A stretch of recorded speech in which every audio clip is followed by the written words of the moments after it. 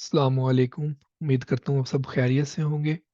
इस वीडियो के अंदर मैंने ये एक्सप्लेन करना है कि किसी भी प्रोफेसर से जब हम रेफरेंस लेटर लिखवाते हैं तो उसके लिए प्रोफेसर को अप्रोच करने का सबसे बेस्ट मेथड क्या है कि वो हमें फ़ौरन रिस्पॉन्स दे।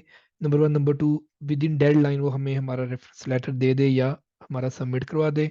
नंबर तीन चीज इसमें होगी कि रेफरेंस लेटर के पार्ट्स कौन कौन से हैं और वो किस तरह होना चाहिए। नंबर फोर, उसके डूज एंड डोंट्स कौन से हैं, क्या उसमें होना चाहिए और क्या नहीं। नंबर फाइव, रेफरेंस लेटर का टेम्पलेट क्या होना चाहिए। और नंबर सिक्स पे मैं आपको अपने पिछले कोई तकरीबन 10 रेफरेंस लेटर शो करूंगा जो मैंने लिखे थे डिफरेंट स्टेजेस पे और वो मैंने यूज़ किए थे और जिसमें पोस्ट पे हूँ, एमएससी कर रहा हूँ जिस यूनिवर्सिटी में।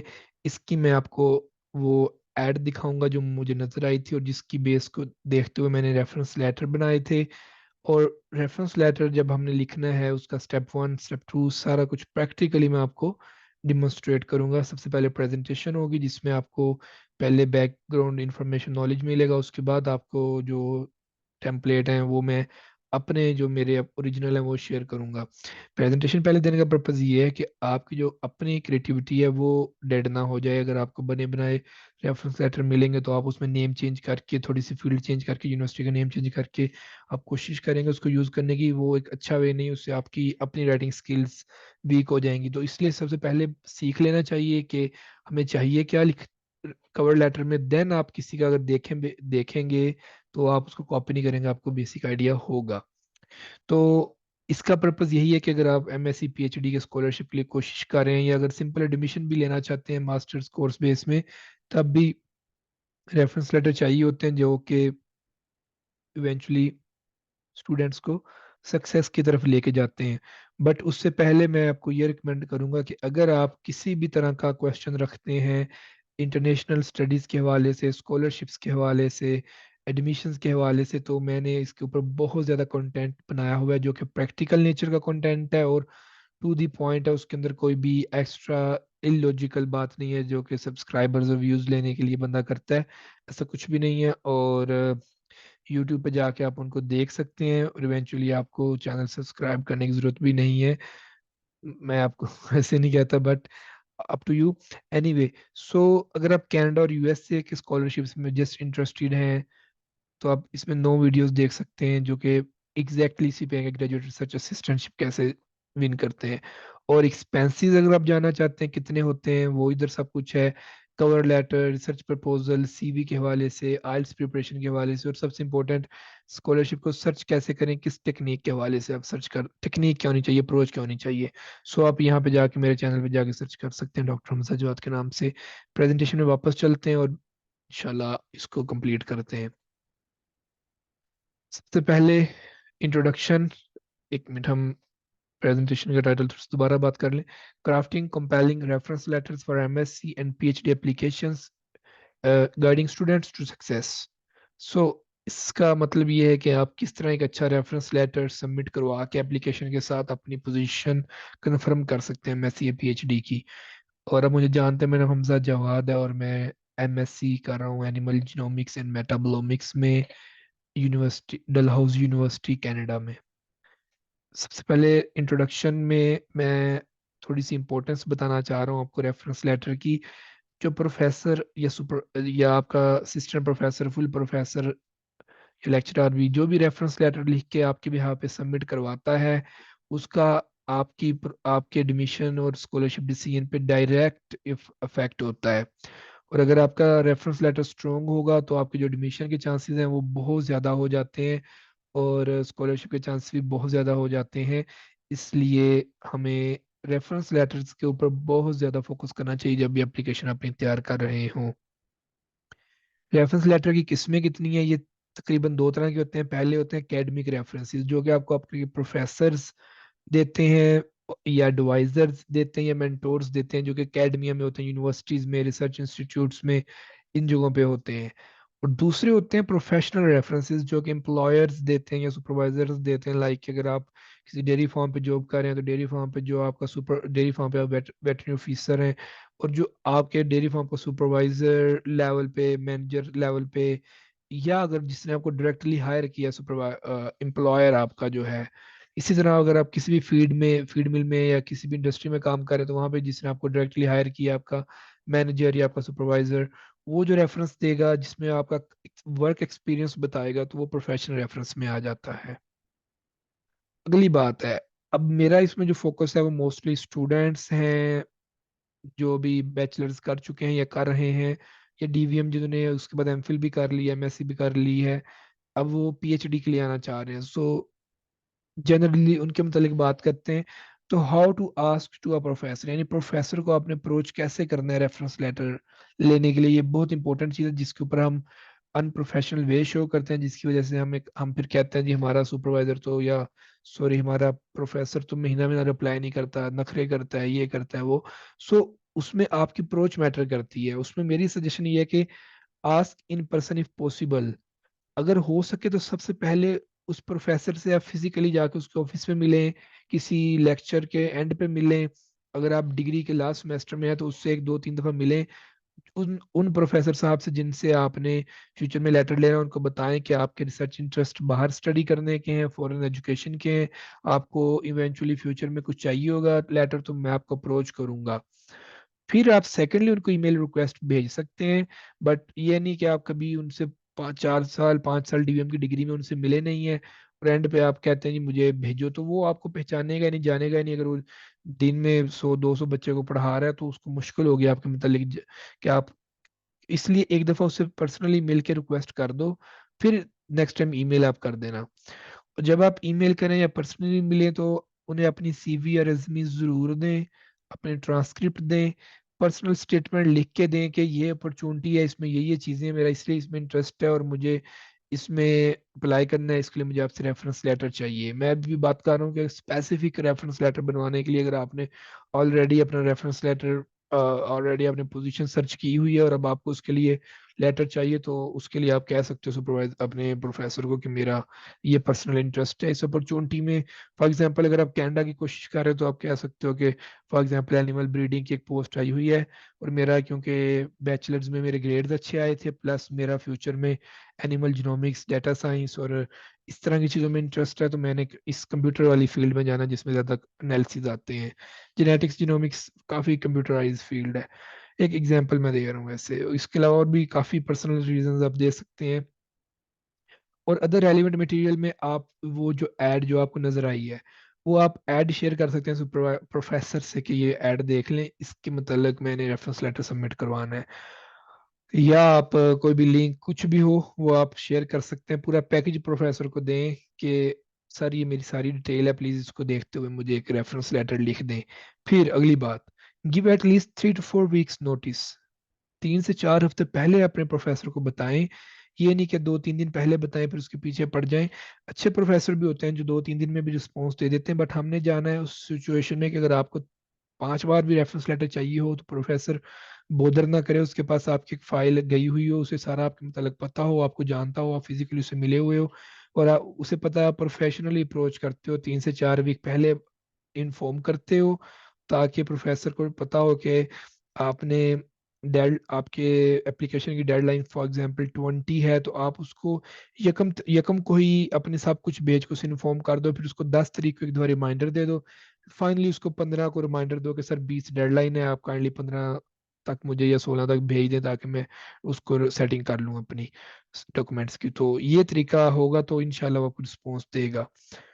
और अगर आपकी प्रोफेसर से मुलाकात होने के चांसेस हो तो आप उसको ये भी कह सकते हैं सर आप लिख के रखिएगा या मुझे बताइएगा, मैं उसकी रफ कॉपी आपको सेंड कर दूंगा और फिर मैं आपको मिल लूंगा आपके ऑफिस में, और अपने एक्सपीरियंसेस अपने गोल्स मैं आपसे डिस्कस कर लूंगा, उस हिसाब से आप मेरे में एडिटिंग कर दीजिएगा। तो इस तरह एक हम परमिशन लेके पूरा प्लान करते हैं किसी के साथ। What to include in your request, जब भी आपने रिक्वेस्ट भेजनी है प्रोफेसर को कि मुझे लेटर चाहिए, तो आपने उसमें प्रोग्राम की डिटेल जरूर बतानी है जिसमें आप अप्लाई कर रहे हो, उसकी रिक्वायरमेंट्स क्या हैं और उसकी डेडलाइंस क्या हैं, ताकि प्रोफेसर को पता हो कि आपकी क्या मजबूरियां हैं और कितने टाइम में आपको मैंने चीज़ देनी है। A short explanation of why you are applying and key application themes you want to emphasize, और पूरी एक आपको एक पेज पे स्टोरी लिख के देनी है अपने प्रोफेसर को टू दी पॉइंट कि मुझे ये मेरा पर्पज़ है, इसलिए मुझे आपकी सपोर्ट चाहिए। तो वो एनालाइज करेगा कि आपकी अप्रोच ठीक है, लाइक कि आपका जो कैलिबर है उसके हवाले से आप ठीक जा रहे हो।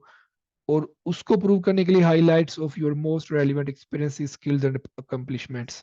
फॉर एग्जांपल अगर आपने इंटर्नशिप्स की हैं वो सारी उसमें लिख दें, स्किल्स जितनी आपके पास डेटा एनालिसिस की हैं, लैब स्किल्स हैं, और जो भी आपने अकम्पलिशमेंट्स की हैं, like prime minister laptop scheme मिला हो, से लैपटॉप मिला हो, एचईसी को उससे कोई स्कॉलरशिप मिला हो, पोजीशंस आई हो, ये सारा कुछ आप उसको एक अच्छी तरह से फॉर्म में लिख के भेजें, ताकि वो इनको पढ़ के ऊपर वाली सारी चीज़ें देख के वो उसका माइंड बन जाए कि उसके पास इनफ इंफॉर्मेशन है आपके मुतालिक लिखने के लिए।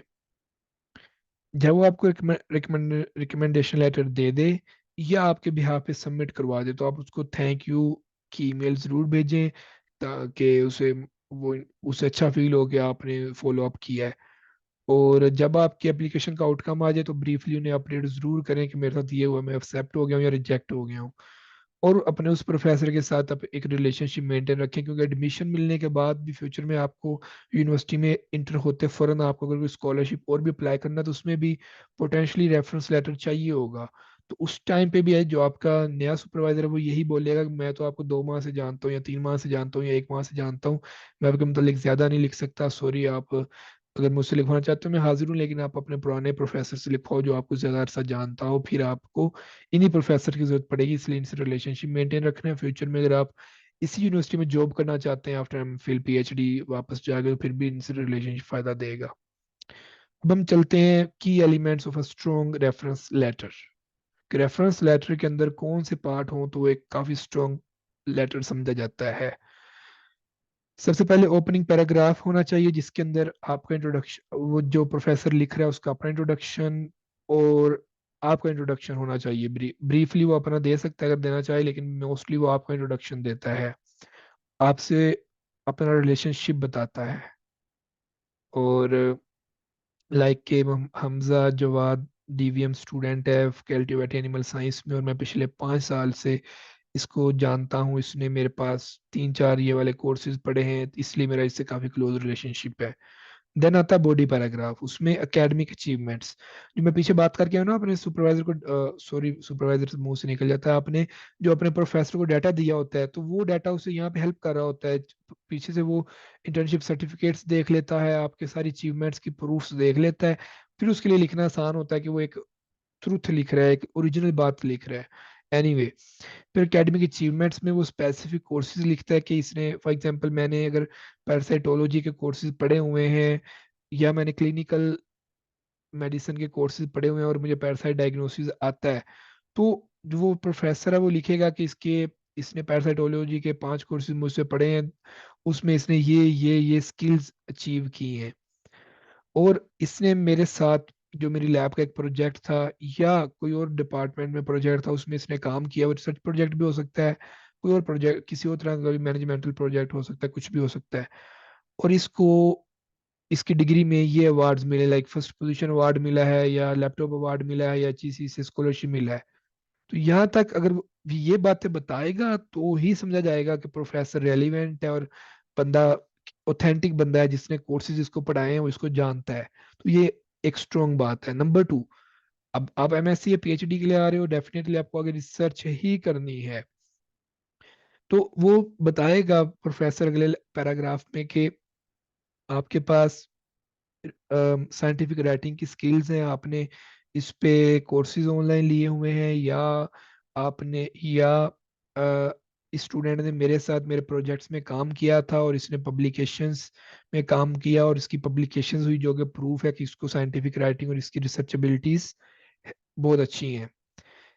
यहाँ तक तो हो गया आपका सारा एकेडमिक और पब्लिकेशन। ये पब्लिकेशन बहुत इंपॉर्टेंट है अगर आपने रिसर्च बेस्ड स्कॉलरशिप विन करना है।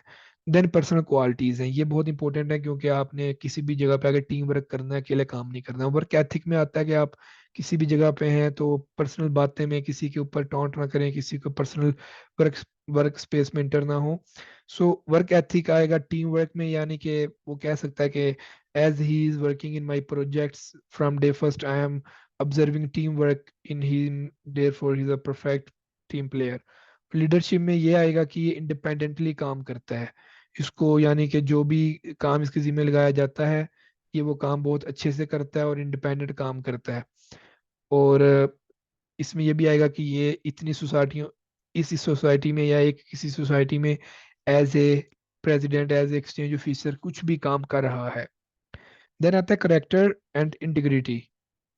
करेक्टर और इंटीग्रिटी में आती है कि ये ऑनेस्ट है, एथिकल है, तो ये भी अच्छी चीज़ है। देन आएगा फ्यूचर पोटेंशियल, कि मुझे कॉन्फिडेंस है कि ये सक्सेसफुल होगा आपकी लैब में, इस प्रोजेक्ट के लिए बेहतरीन पर्सन है और अलाइन करती हैं इसकी प्रीवियस सारी स्किल्स और सब कुछ आपके फ्यूचर प्रोजेक्ट से।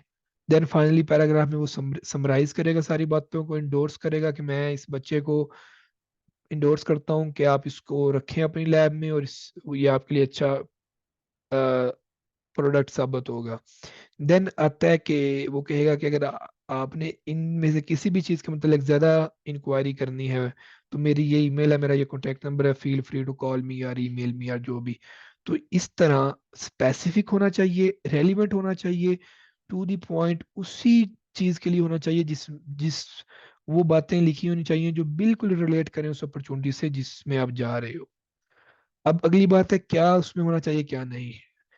Be specific with examples. जो बात की है ना कि he has leadership skills because he has remain a president of this society, he has been in leading position in this society as a general secretary for example। Tailor for program और institution, जिस भी programme में आप apply कर रहे हो या institution में अप्लाई कर रहे हो वो उसका नेम लिखो। फॉर एग्जांपल कि मैं इसको MSc veterinary medicine in university of Calgary के लिए रिकमेंड कर रहा हूँ, या मैं इसको sustainable life stock production system lab के अंदर जो पोजीशन आई है उसके लिए प्रेफर कर रहा हूँ। स्पेसिफिक आपके उस कवर लेटर में ये बात हो। और हाईलाइट यूनिक क्वालिटीज। आपको पता है कि आपकी क्लास में और भी बच्चे हैं, अगर सारे अप्लाई करें तो आपको अगर सिलेक्ट करना हो तो वो कौन सी क्वालिटीज हैं जो बाकी बच्चों से डिफरेंशिएट करती हैं। और प्रोफेसर की जो लैंग्वेज हो वो पॉजिटिव हो और इंथुसिस्टिक हो जब वो लिख रहा हो। और डोंट्स में वैग स्टेटमेंट्स नहीं देनी जिनकी मुंह सर ना हो, ऐसी हवा में छोड़ा हो कि इसने 5 रिसर्च पेपर पब्लिश कर दिए थे डीवीएम में। तो डीवीएम में एक रिसर्च पेपर पब्लिश करना मतलब 6 माह से 1 साल का काम है एक रिसर्च प्रोजेक्ट को मुकम्मल करके उसका पेपर निकाल के उसे पब्लिश करना। काफी डिफिकल्ट होता है, इतना इजी नहीं है। 1 2 3 तक हो सकते हैं पब्लिश अगर आप काफी जान लगाएं और फुल टाइम पब्लिकेशन को दें, या कहें कि इसने लीडरशिप में ये कर दिया और कि आपने कुछ भी ना हो।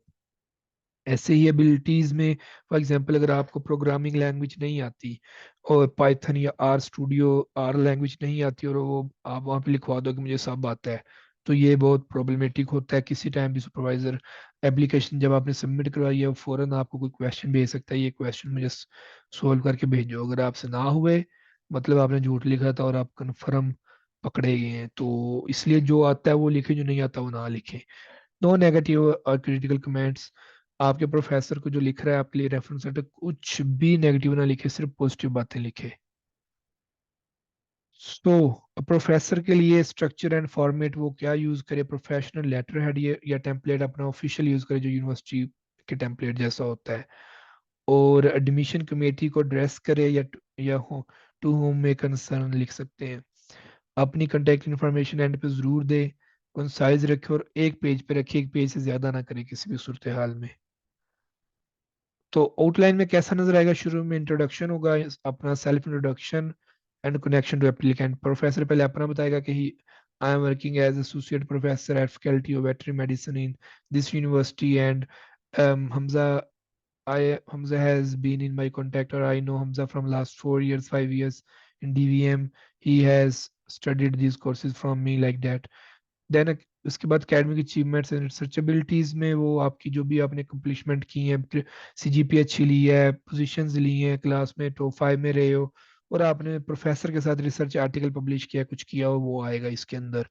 फिर पर्सनल क्वालिटी और करेक्टर की बात में ट्रेड शो का के शोकासिंग सुटेबिलिटी, कि आप इस प्रोजेक्ट में कैसे सूटेबल हो, कि अगर टीम वर्क है तो आप में टीम वर्क की स्किल्स हैं, अगर इसमें डाटा एनालिसिस है तो आप में वो स्पेसिफिक अच्छी स्किल्स हैं आपके अंदर।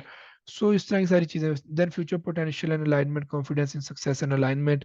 और कैन क्लियर आखिर पे ये ऊपर वाले ही स्लाइड को मैंने एक सीक्वेंस में रखा है कि ऊपर से नीचे को आपने आना और ये सारे पॉइंट्स कवर होते आए। सो की टेक अवे क्या है? सबसे पहले हम ये देखते हैं कि सुपरवाइजर प्रोफेसर को अप्रोच कैसे करना है, उसको टाइम कितना देना है, उसको डाटा कौन कौन सा आपने फ्राहम करना है। फिर उससे जब आपने रेफरेंस लेटर लेना है तो उसमें आपने क्या चीज़ें चेक करनी है, और आपने प्रोफेसर को रिक्वेस्ट करना है कि मेरे हवाले से ये चीज़ भी ऐड कर दो, और इसका प्रूफ मैंने आपको पहले भेजा हुआ है, या ये इसका प्रूफ है मैंने ये चीज़ें की हैं। इसलिए stress importance of well written reference letter. अगर लेटर अच्छा होगा तो आपको पोजीशन मिल सकती है। अगर लेटर में वो चीज़ें ना हो जो प्रोफेसर को चाहिए, for example publication, leadership, independent work, problem solving, तो मे बी प्रॉब्लम वो आपको सिलेक्ट ना करे। Encourage providing ample time for request. हमेशा प्रोफेसर को खुला टाइम दो, 1 हफ्ता, 2 हफ्ते, 3 हफ्ते, 4 हफ्ते तक का टाइम दो। सूरत हाल को देखते हुए आप उसको प्रॉपर ओरिजिनल सिचुएशन बताओ कि सर मुझे आज आज मुझे एक सुपरवाइजर का रिस्पॉन्स आया, वो कह रहा है कि अगले 1 माह के अंदर मैं आपका वेट करूंगा, अगर आपने ये डॉक्यूमेंट दे दिए तो मैं आपको रख लूंगा। तो उससे बताओ मेरे पास 1 माह का टाइम है, बट आई विल रिक्वेस्ट कि आप एज सुन एज पॉसिबल कर दें। दूसरा सिनेरियो आप बता सकते हो कि मुझे आज लास्ट डे था और एप्लीकेशन का मैंने आज ही सबमिट करवाई और आज ही मुझे रिस्पॉन्स आया है। वो कह रहे हैं कि 3 प्रोफेसर के रेफरेंस लेटर हमें 3 दिन में चाहिए अगर आपने सेलेक्ट होना है तो सर आप काइंडली 1-2 दिन में भेज दें। तो ये एक इसमें भी आपको वो एप्लीके जो जो भी एप्लीकेशन है या जो भी ईमेल आई है उसको एज ए प्रूफ या फॉरवर्ड करना चाहिए, ताकि अगले को थोड़ी सी रियलाइज हो कि बंदा सच बोल रहा है और बंदे को वाकई ही जरूरत है। सो अब हम वापस चलते हैं, जो मैंने शुरू में आपको बताया था कि मैं आपसे अपने कुछ डॉक्यूमेंट शेयर करूंगा। सबसे पहले मैं आपको बताता हूँ कि आज से 1 साल पहले मुझे ये एड नजर आई, sustainable livestock lab at Dalhousie university is looking for an energetic quick learner and independent. इसमें ये बताता चलूं कि बाहर वाले लोग कहते होते हैं आप इंडिपेंडेंट हो, खुद ही सीखो कोर्सेरा से, हर चीज खुद ही सीखो, सीखने के बाद हमसे डिस्कस करो, हम फीडबैक देंगे, हम A to Z आपको खुद नहीं सिखा सकते। छोटी छोटी चीजें, छोटी छोटी चीजें काफी होती हैं, लाइक डेटा एनालिसिस करना, कोरिलेशन निकालना, रिग्रेशन निकालना, ये चीजें जो मेजर चीजें हैं, जो स्किल हैं, वो तो मतलब यही सिखाएंगे। तो क्योंकि लर्नर का मतलब ये कि एक चीज एक दफा बताइए वो बंदा करके दिखाए। एनर्जेटिक यानी कि लीडिंग कर रहा हो, चीजें अचीव कर रहा हो। तो जब मेरी ये इसमें नजर पड़ी कि MSc स्टूडेंट चाहिए, नंबर 1, नंबर 2 लाइव स्टोर का काम है, तो बस मैंने कहा ठीक है। फिर जब मैंने इसको पढ़ा ओपन करके, तो मुझे इसके अंदर चीज नजर आई कि the labs project are mainly focus on feed efficiency. मुझे फीड एफिशिएंसी टॉपिक इंटरेस्ट है, ग्रीन हाउस गैस में इंटरेस्ट है, रेजिलियंस में इंटरेस्ट है, फिटनेस ट्रेड्स लाइफ। तो मुझे लगा कि ठीक है। फिर जेनेटिक्स, जीनोमिक्स, मेटाबोमिक्स, न्यूट्रिशन का काम था और कंप्यूटर का मशीन लर्निंग का काम था, तो मुझे ये इंटरेस्टिंग लगा। इतना पढ़ के मुझे लगा कि ये बहुत अच्छी। फिर मैंने आगे पढ़ना शुरू किया। तो जब मैंने आगे पढ़ा कि इसमें एक एक कॉलेज होगा जिसमें मैं रिसर्च डाटा, एडमिशन में डलहौजी यूनिवर्सिटी में मिलेगा, रिसर्च डाटा कलेक्ट करने ओल्ड्स कॉलेज जाऊंगा। इसके अलावा यूनिवर्सिटी ऑफ कैलगरी भी कोलैबोरेट कर रही होगी और इंडस्ट्री पार्टनर्स भी कोलैबोरेट करेंगे। मुझे लगा ये बहुत अच्छी अपॉर्चुनिटी है और बहुत फायदे की है। और इसमें जो डेडलाइन थी वो थी अप्रैल 22। और जिस दिन मैंने देखा ये उस दिन अप्रैल 21 थी पाकिस्तान में, और कनाडा में उस दिन अप्रैल 22, सॉरी उस दिन अप्रैल 21 ही थी। तो मैंने अप्रैल 21 को ये देखा, 21 की अप्लाई किया, और मुझे 21 को ही प्रोफेसर का रिप्लाई आ गया कि आपने अप्लाई किया है और आपने कुछ चीज़ें मेंशन की हैं कवर लेटर में, मुझे उनको एक्सप्लेन करके बताओ। तो मैंने फिर उससे ईमेल में एक्सप्लेन किया।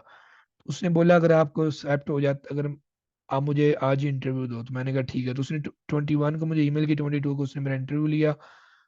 तो मैंने उससे इंटरव्यू दिया और अपना, उसने कहा कि 3 रेफरेंस लेटर आपके सुपरवाइजर मुझे, सॉरी, 3 रेफरेंस लेटर मुझे चाहिए, कॉन्टैक्ट इंफॉर्मेशन ऑफ 3 रेफरीज। पहले मैंने उसको दी। अच्छा मैं आपको एक बात बताऊं, पहले इसके अंदर क्या चाहिए था।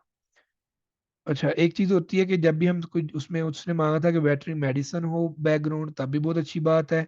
या शी पैरासाइट मैनेजमेंट का पता होना चाहिए बंदे को, तो वो एक एसेट समझा जाएगा। तो मेरे पास ये दोनों स्किल्स थी जिसकी वजह से मैं सिलेक्ट हुआ। फिर उसने कवर लेटर मांगा था एक, जिसमें क्वालिफिकेशन एक्सपीरियंस बताना है, CV मांगी थी।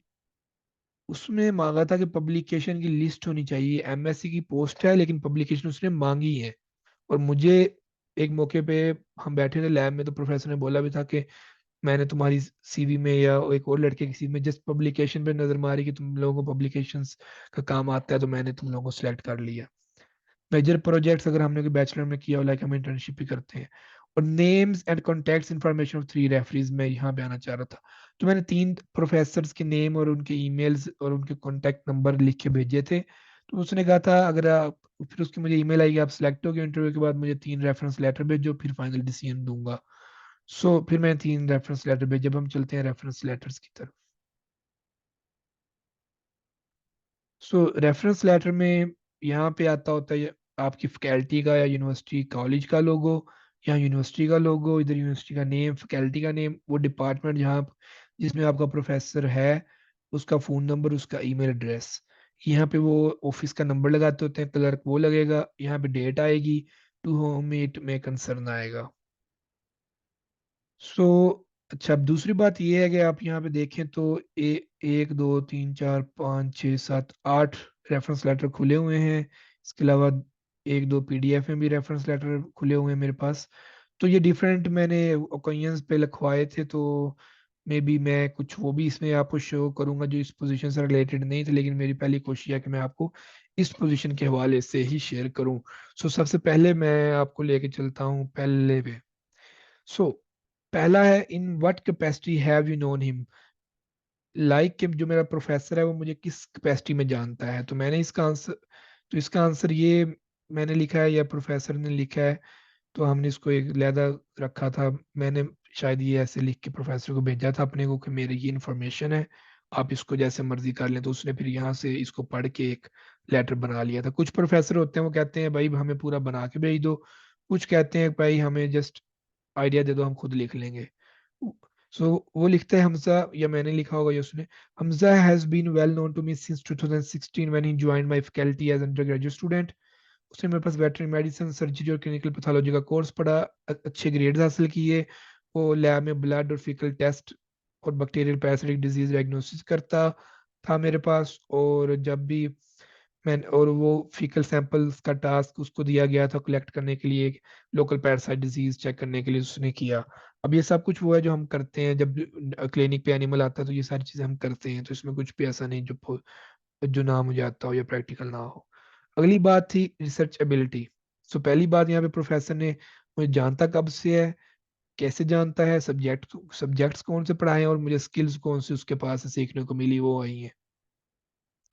इज रिसर्च एबिलिटी, उसने अब वो बताता है जी कि लैब टेक्निक सीखी है, जिसमें लैब इक्विपमेंट को सीखना और प्रैक्टिकल एस्पेक्ट्स को बहुत स्पीड से इसने सीखा और करता है। और इसके अलावा रिव्यू रिसर्च आर्टिकल को पढ़ना, समझना, उन्हें एक्सट्रैक्ट करना।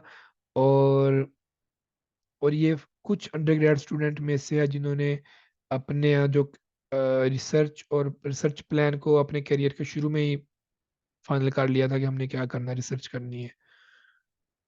तो अब अगर इसको राइट प्लेटफॉर्म मिलेगा तो ये वाकया ही अच्छा काम करेगा। अगर आप चाहते हैं वीडियो पॉज करके उसको रीड भी कर सकते हैं, बट ये फाइल मैं ऐसे शेयर नहीं करूंगा। 10 फाइलें, इनको कौन व्हाट्सएप करे, कौन ईमेल करे, और दूसरा आपकी क्रिएटिविटी इससे डेड होती है अगर हम ऐसी फाइलें शेयर करते हैं। थर्ड, ये अनएथिकल है कि अपनी ओरिजिनल फाइल शेयर करना, ऐसे शो करना भी इतना अच्छी बात नहीं है। लेकिन एज ए पाकिस्तानी और अगर आप स्टूडेंट और बिल्कुल नहीं समझ आ रही, तो स्टार्टिंग पॉइंट्स के लिए ठीक है। ओके, देन आता है critical thinking and problem solving. यहाँ पे वो बताता है जी कि वो स्मॉल डिटेल्स पे अच्छा फोकस करता है, और उनको और जो भी प्रॉब्लम है उसको आइडेंटिफाई करके सॉल्व करने की स्किल रखता है। एक दफ़ा हमजा ने माइक्रोस्कोपिक स्लाइड्स में हेल्प की थी स्टूडेंट्स को कि वो देख नहीं पा रहे थे, लाइक कि हम फीकल सैम्पलिंग, फीकल अकाउंट करते हैं, या हम बैक्टीरियल वो बैक्टीरिया काउंट करते हैं या कॉलोनीज काउंट करते हैं, तो उसमें हम अपने फेलोज की हेल्प करते रहते हैं लैब में कि आप इतने एंगल पे सेट करके इतनी फाइन करके चेक करो ये वो। इंडिपेंडेंसी में आता है कि जब भी मेरे जिम्मे कोई काम लगता है मैं प्लान करता हूँ, उसको एग्जीक्यूट करता हूँ इंडिपेंडेंटली, टीम मेंबर के तौर पर काम करता हूँ। क्योंकि हम जब यूनिवर्सिटी में होते हैं हमको पता है कि 10 कम से कम स्टूडेंट की एक ग्रुप बनता होता है जिसमें एक टीम लीडर होता है। तो मैं ऐसे रहा था। और लिख भी सकता है, साइंटिफिक फाइंडिंग को अच्छी तरह रिपोर्ट भी करता है, क्लिनिकल केस स्टडी को भी। तो मेरी एक क्लिनिकल केस स्टडी पब्लिश भी हुई थी, रिव्यू आर्टिकल भी पब्लिश हुआ हुआ था। इसके अलावा मैं अखबारों में भी लिखता रहा था, तो इस प्रोफेसर को पता था कि मैं ये सारे काम करता रहा हूँ। कोविड 19 में फारग था तो ये काम किए कर रहे his soft skill such as communication. तो यहाँ पे सॉफ्ट स्किल की बात आ जाती है कि अगर मैंने आइल्स किया हुआ हो तो वो भी लिख सकता है, प्रोफेसर लिख सकते हैं। अदरवाइज कि मैं ओरली और रिटन कम्युनिकेशन में बेहतर हूँ, मैं प्रेजेंटेशन अच्छी देता रहा हूँ उसके कोर्सेज में। और मैंने international veterinary student association Bahawalpur chapter को हेड किया, जिसमें मैंने काफ़ी इवेंट्स करवाए थे। अगर आप मुझे आज से 2 साल पहले जानते होंगे तो आपको पता होगा कि मैं काफ़ी स्टेटस लगाता था। और फिर आता है एनी अदर पॉइंट। वो यही कह रहा है कि क्योंकि मैंने आगे रिसर्च बेस्ड डिग्री में जाना है, मुझे आगे टीम वर्क करना है, तो इसलिए वो फिर ये चीज़ हाईलाइट करने की कोशिश कर रहा है कि अंडर ग्रेजुएट स्टडी में इसने आर्टिकल लिखे थे, मैगजीन आर्टिकल्स भी लिखे थे, वेटरनरी न्यूज़ एंड व्यूज़ में इस तरह के आर्टिकल्स मैंने लिखे थे, बुक चैप्टर भी लिखे, सीनियर और क्लासमेट के साथ मिलकर इसने काम किया। ये kind of friendly helpful colleague है। सो अब ये मैंने स्पेसिफिक इंफॉर्मेशन प्रोफेसर को दी है, वो इससे रेफरेंस लेटर जनरेट कर लेगा। एक और वे में इसी को मैंने एक और प्रोफेसर को यही चीज़ भेजी थी कि रेफरेंस लेटर जनरेट कर दो मुझे, और वो डिफरेंट लैब का प्रोफेसर था, नोट में हिस्टोलॉजी का प्रोफेसर था, एपिडेमियोलॉजी का। सो इन व्हाट कैपेसिटी हैव, अब मैंने 3 जमा कराने थे, तीनों डिफरेंट होने चाहिए, बिल्कुल सेम नहीं होने चाहिए, ठीक है। तो अब I am happy to write about Hamza.